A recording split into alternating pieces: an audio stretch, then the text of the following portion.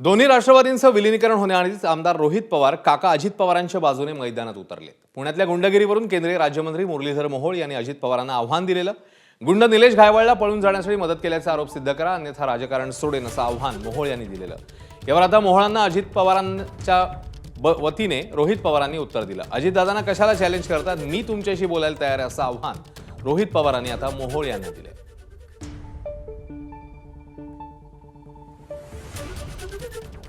जे आरोप होतील ना, माझं तर म्हणणं की समजा माझ्यावरती कुठला तरी आरोप काहीतरी केला की कुठल्या तरी गुन्हेगाराला मी विदेशात पळायची मदत, मी कुठल्याही व्यासपीठावरती एका व्यासपीठावरती यायला तयार आहे। जर सिद्ध झालं तर मी राजकारण सोडेल, नाही सिद्ध झालं तर ज्यांनी आरोप केला त्यांनी राजकारण सोडावं।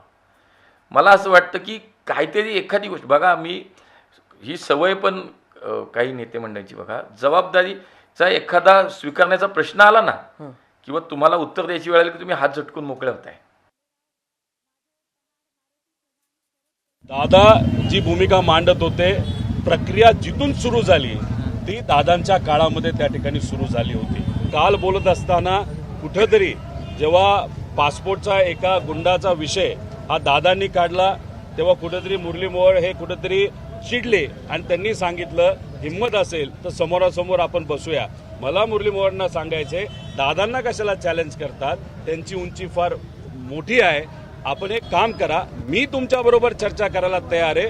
खरं कोण होतं, कोणामुळे त्या गुंडाला पासपोर्ट मिळाला हे मी तुम्हाला जास्त चांगल्या पद्धतीने सांगू शकतो।